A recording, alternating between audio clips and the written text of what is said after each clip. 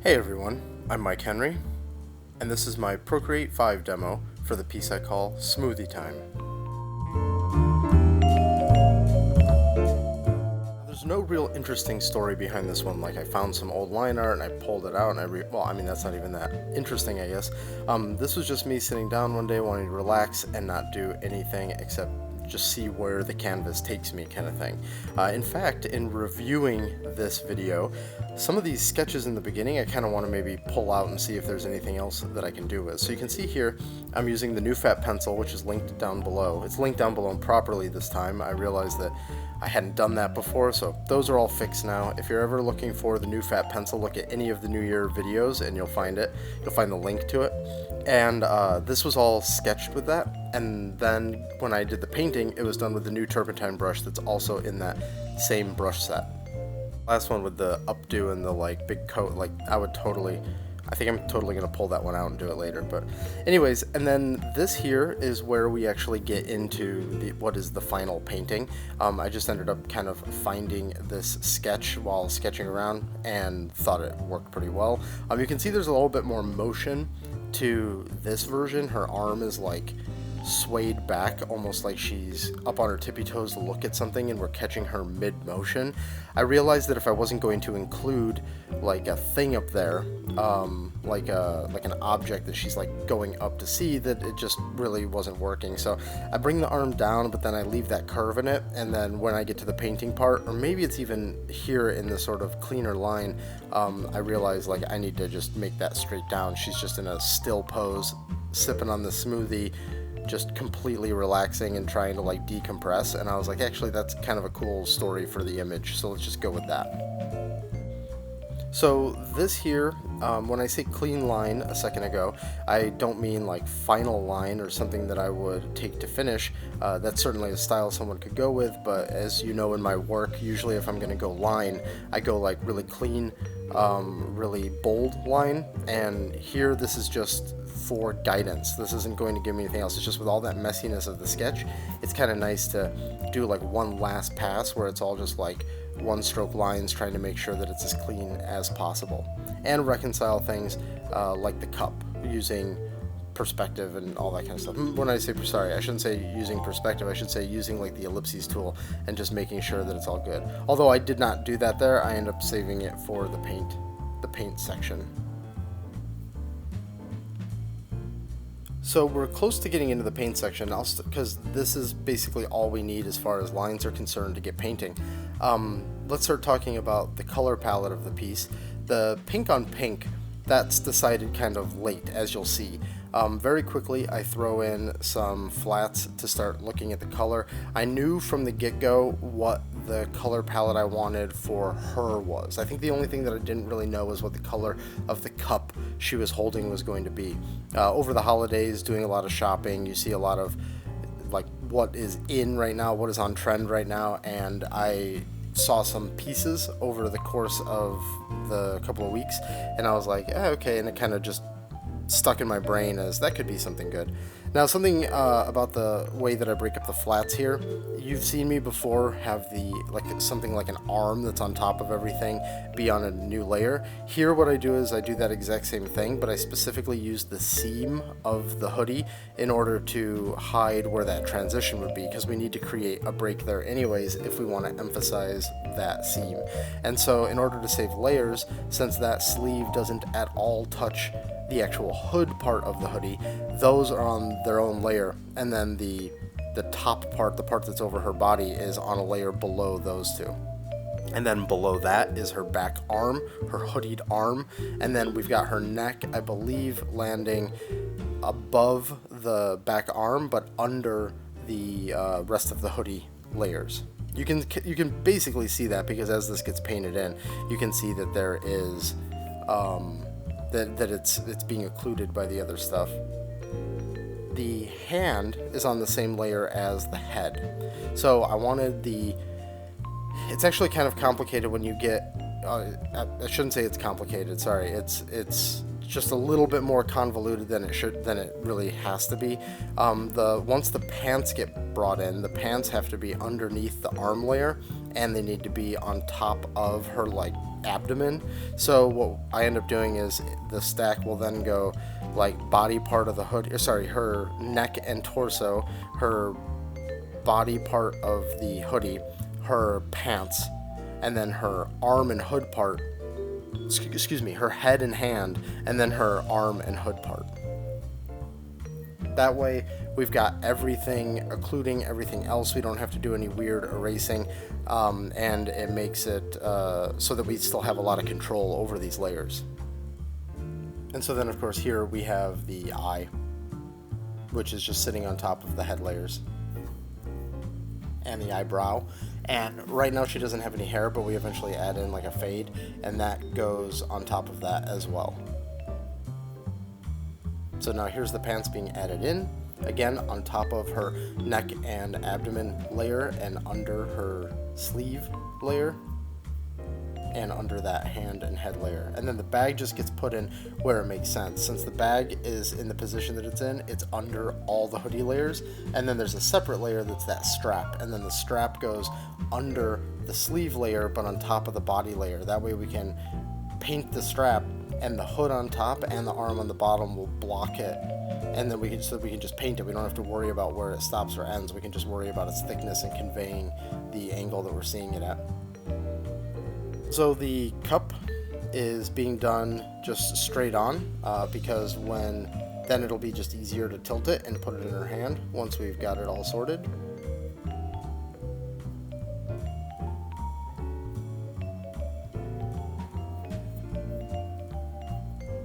So after we've got the cup done in symmetry here, we move it up, we tilt it.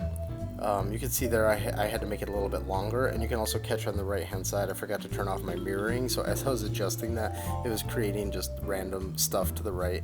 And then the straw gets put in. Now that it's up by her face, we can actually figure out that angle, and we can throw in her hand. Now all of this is done on a layer on top of the cup, you can see there, because the thumb was overlapping it for a second, and then we just erased away. I just didn't want to add a bunch of other layers. So you saw the background change a bunch of colors there, me trying to sort of figure things out as I'm figuring out the cup at the same time. Right now the cup is blue. I was thinking, okay, she's relaxing, let's keep the background also relaxing and blue. And then the cup is blue, and I guess now that I'm looking at it retroactively, like that's kind of like a nice thing to tie in, that it's blue so it's relaxing her. But I ended up deciding that I wanted to do completely different color play ultimately. Also, what you're seeing happening in the background is me adjusting that arm. Okay, so as we're adjusting the arm, we also repaint in the fingers that are on that sleeve so that we can get them into a position that just looks better. We're also going to throw the piercings on her ear, as well as adjust the fingers that are holding the cup, just to make sure everything works together a little bit better. Just little adjustments, because I'm about to go into the AO painting pass, and I want everything to be where I need it to be.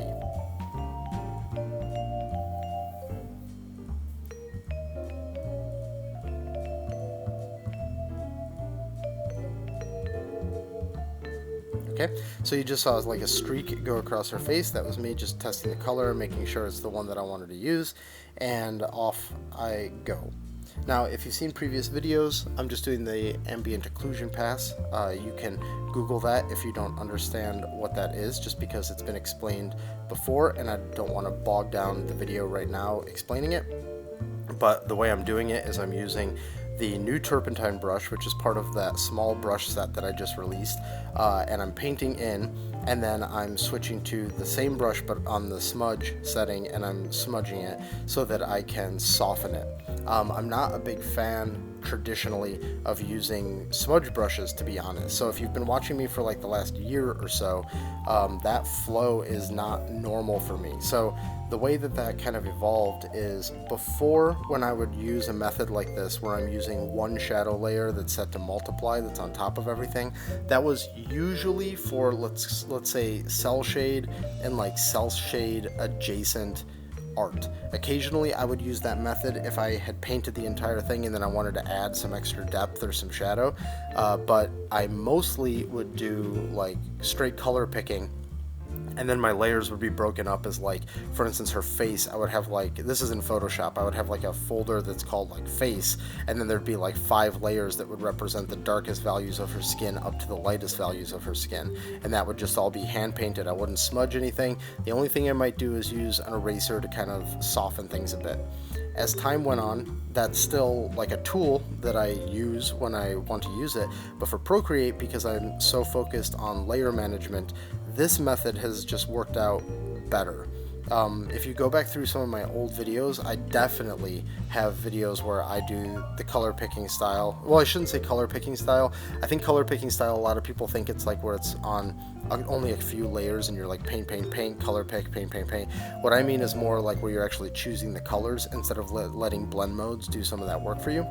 So that style I still do, and I do it fairly often, but whenever I'm working on Procreate, like a lot of the stuff you guys see here, I'm worried about keeping those layer counts down. So this method, where I'm using like unified shadow layers and select paint, select clear, which is a method that linked down below if you want to see the details on that, is just a way to say, okay, well, if I'm going to have all of these flats that represents, I don't know what she had, but let's call it 15 flats, that's already 15 layers. If I had to then paint separately all of the variations of each one of those layers, I get up into my layer limit super fast. However, with this method, I've got those 15, and then I just add on 2 or 3 lighting layers. Now, I've also taken it a lot further, and I usually add a bunch of little adjustments and reflections and things like that, but this is the way to ultimately still keep that down, because I would have to do that anyways in the other methodology.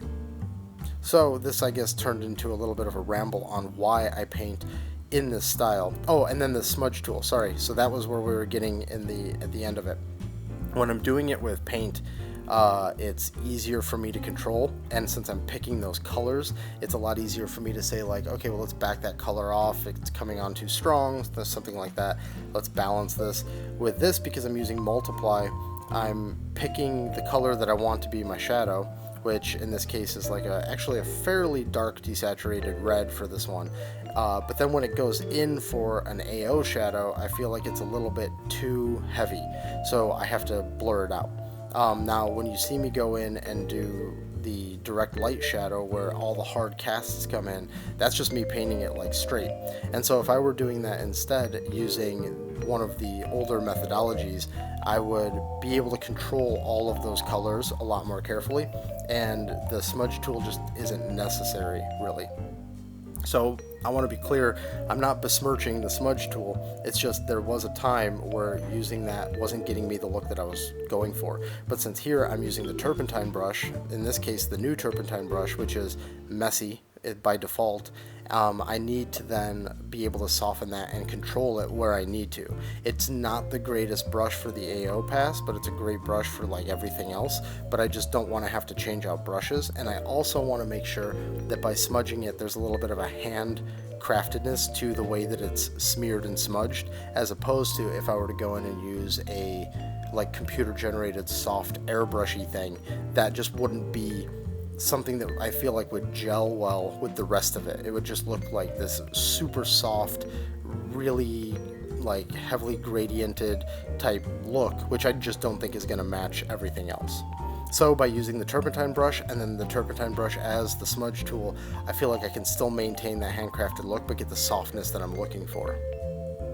So I'm going to go ahead and speed up the video for a little bit and just let it roll so we can get through the rest of this AO pass. I think you'll still be able to see everything that you need to see as far as how it's built, and then when we get to the more interesting sort of technique or detail oriented stuff, we'll slow it down and start talking again.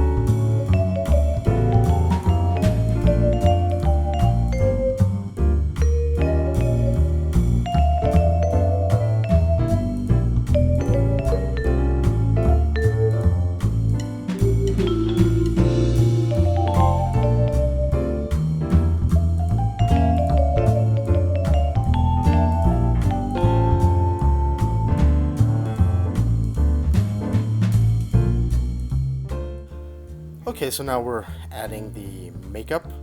In this case, I don't know if I would call it makeup or maybe natural lip color. In this case, I mean, it's not super punchy, so let's just, well, I mean, it's a little red. Okay, so maybe she's got some really light, like gloss or something on.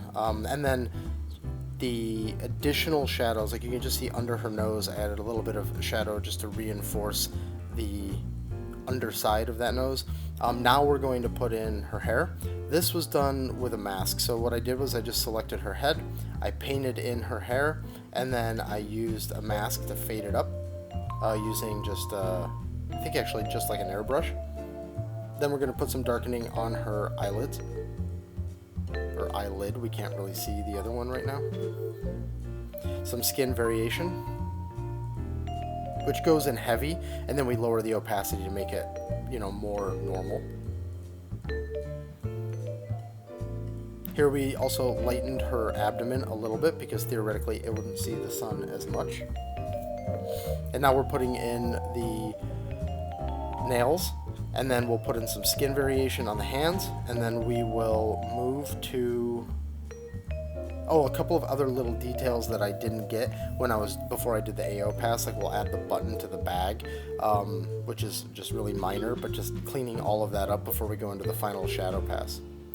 You can also see that we added that reflection from the straw, or not reflection, but the straw underneath the lid as it goes into the top of the smoothie. Later we'll come back and add a little bit more love to the smoothie cup overall.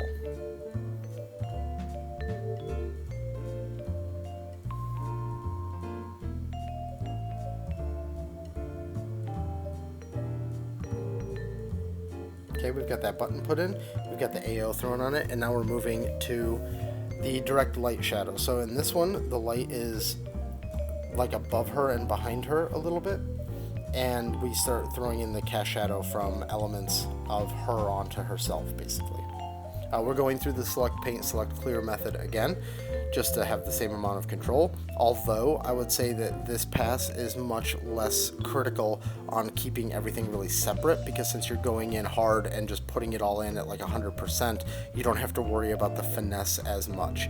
You'll see me occasionally finesse it if a shadow casts and then I want it to actually have a fall off, because like maybe it hits a surface a little bit differently, and I'll just kind of smear that out a bit, but it's nowhere near the finesse that you want during the ambient occlusion pass. And so here we're doing those same shadows on her face and on her eyes and stuff, but then we end up lightening her eye color a little bit. It just seemed like it'd be a kind of nice play, and then adding this other supporting shadow that's done on the same layer as the shadow under her nose, just to add a little bit more depth to her eye.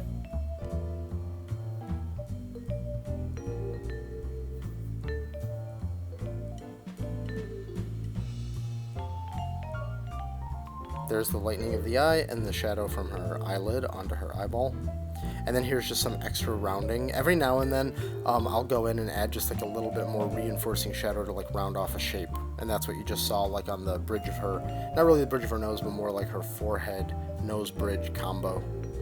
Brow? I don't know, whatever.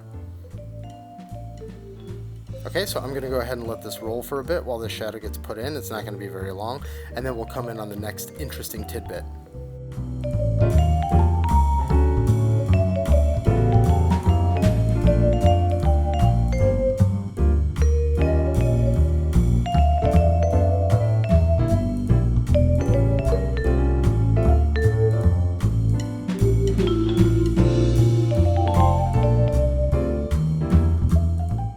So here now in the smoothie cup, we add some character, I guess you could say, to that plastic, just to try and make it look a little bit more like how we would expect it. Some darkening inside the cup, and then we add the smoothie instead. I originally had the darkening, and then I was like, you know what, let's make the smoothie look like it's kind of full. So we add the orange smoothie color, we adjust the little straw eventually inside there, we add a little bit of highlight to that plastic, and then we'll add some darkening to the other part of the lid where the smoothie isn't. Ultimately this will all get changed because we changed the color of the smoothie and we changed the color of the smoothie cup, but this is the groundwork for those changes later.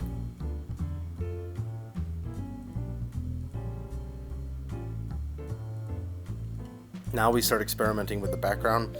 At first I wanted to do something that was super bright and super strong, similar to a lot of the other pieces like this that I've done recently, but in this one we throw in the pink background, and then we end up like adjusting the opacity and finding some really interesting colors. Now that we have this pink background, I decided the smoothie cup needs to change, so I start changing the colors of the smoothie cup, just little tweaks here or there. Here I'm adding in the hot rim that's on the edge of the shadow, finding the right color for that so that it looks good, painting the rest of it in. And now we enter a little phase where there's a lot of little tweaks, so I'm going to try and catch them all. Here we just darkened the part of the smoothie cup that doesn't have smoothie.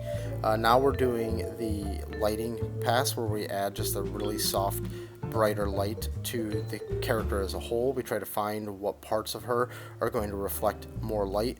I believe there's like nothing on the hoodie in this. I might be completely wrong, but in order to try and sell how soft it is, we don't really do much with it. You can see right now I'm adding some more light to like her cheekbone, the ridge behind her eyebrow, her neck got some, and I'll just be going through there and finding all of the opportunities to do that, like on the fingers, and I believe on the bag I throw some on as well. So I just scrubbed ahead and checked. I do add a little bit to the hoodie, but it's not a whole lot. It's just enough to reinforce a little bit more shape, but then that's it. You'll see that coming in right now. It doesn't give the illusion that it's too shiny or anything, so we're all good there.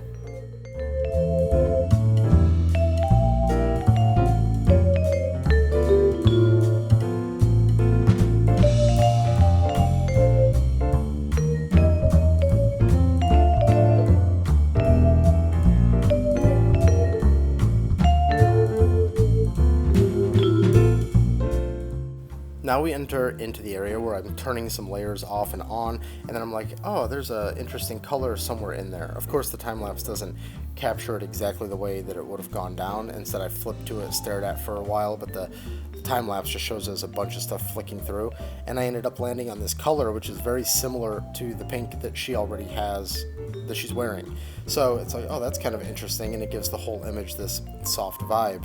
So next I move on to doing a dark outline. The intention is to lower the opacity a ton, to create a bit of a super soft halo around her, like a shadow. But I end up tweaking that to a bright light instead. So instead of it being about the shadow, it's more about the brightening of the outline and more of like a stylistic thing. That'll come in eventually, by the way. So now we're going through and doing bounces. You can see right underneath her jawline, we just added some bounce from like her hoodie, and we're going to be going through the entire image and finding opportunities for that. I won't zoom in for all of them because they're all very quick and random. You can see it in the final image though, at the end, or like on the postings for it, like on ArtStation. But there's even like reflection of the straw on her lips, because if her lips have some shininess to it and some gloss to it, it'll pick that up as well.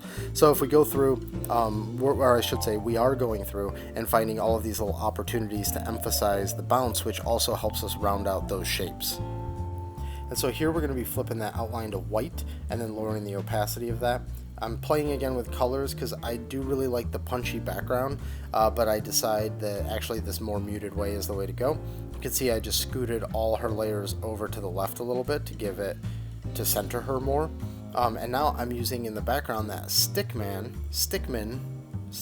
brush to add a little bit of variation. So I've sampled the pink that's back there, and then I'm just stroking up and down in order to have it do what it does, add a little bit of that variation. Now we're going through on either, depending on which part of it is and what I'm trying to do, either on the AO layer or on that supporting shadow layer that like the nose and underneath the brow is on, and I'm adding additional topological information basically just to make sure that everything feels dimensional and interesting and not too flat. This style I guess you could say, this series of techniques, which leads to the look and feel of this particular piece, does lend itself to things being a little bit flatter. Everything's a little bit more matte,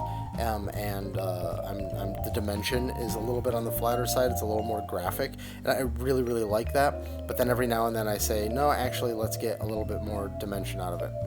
And that's where these types of layers come in.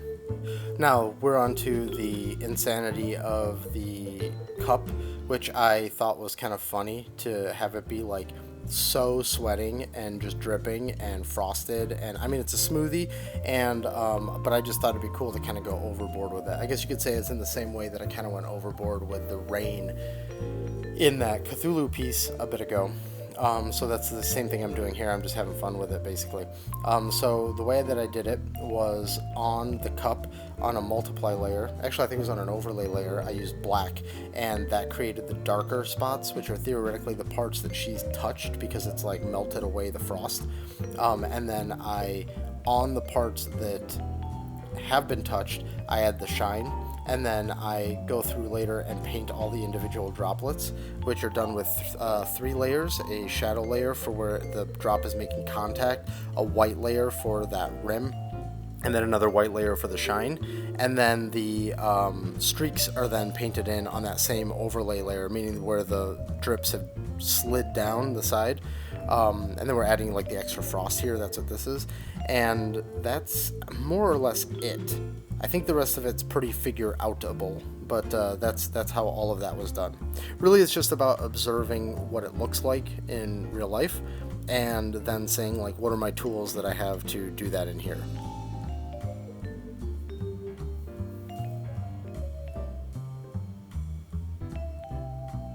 So what you're seeing here with all the flickering is me checking certain things, jumping in and doing really small adjustments. Here, for instance, I thought that on that plane of her chest, we needed just a little bit more darkening to sell that surface. So that's what just got thrown in there.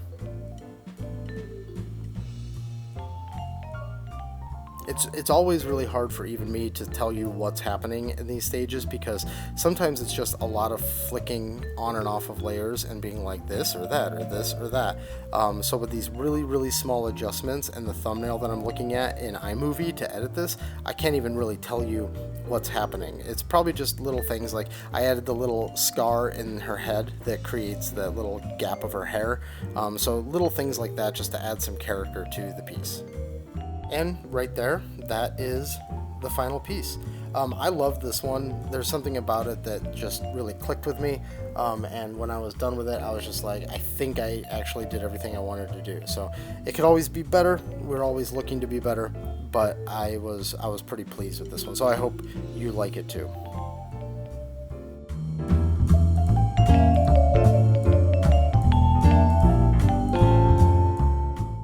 So, thanks for watching. If you enjoyed this video, please consider liking and subscribing, sharing it with your art friends, and I'll see you on the next one. And if you're looking for me on the internet, these are the places where you can find me.